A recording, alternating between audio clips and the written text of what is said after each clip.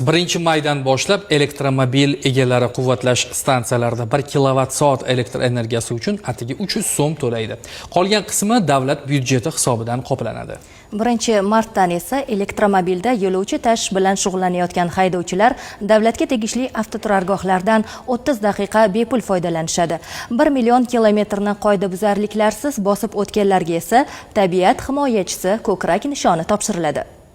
So'nggi 3-4 yil ichida O'zbekistonda elektromobillar soni bir necha baravar oshdi. 2024-yil yakunlariga ko'ra mamlakatda 10 minglab elektromobillar ro'yxatdan o'tgan. Ayrim hisob-kitoblarga ko'ra bir dona elektromobil yiliga o'rtacha 1,5-2 tonnagacha zararli chiqindilarni kamaytiradi. Yoqilg'i narxining o'zgaruvchanligi, ekologik muammolar va import qilinayotgan avtomobillar oqimi bozorni tubdan o'zgartirdi.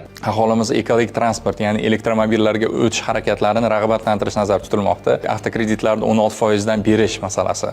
Undan oshgan qismlarni davlat byudjetidan subsidiya qilib berish nazarda tutilyapti. Va albatta elektromobil egalarini o'ylantirib kelayotgan masala bor, bu quvvatlash stansiyalari. Quvvatlash stansiyalarida soni elektromobillarga mutanosib bo'lishi kerak albatta.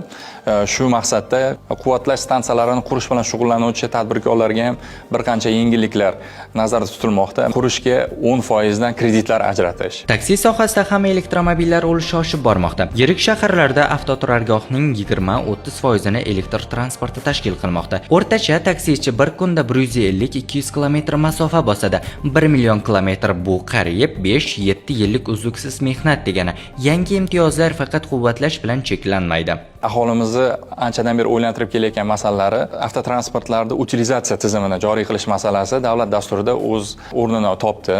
Endi eski mashinalarni topshirib, trading dasturi orqali yangi mashinalarni olish tizimi joriy qilinishi va bu tizim shu yilning o'zida ishga tushirilishi belgilanmoqda. Xulosa qilib aytadigan bo'lsak, yangi subsidiya va rag'bat tizimi nafaqat haydovchilar, balki butun transport bozori uchun signal bo'lishi mumkin. Bu yashil iqtisodiyotga o'tish jarayonining navbatdagi bosqichi. Jasur Hasanov, Sirojiddin Husanov, Yoshlar.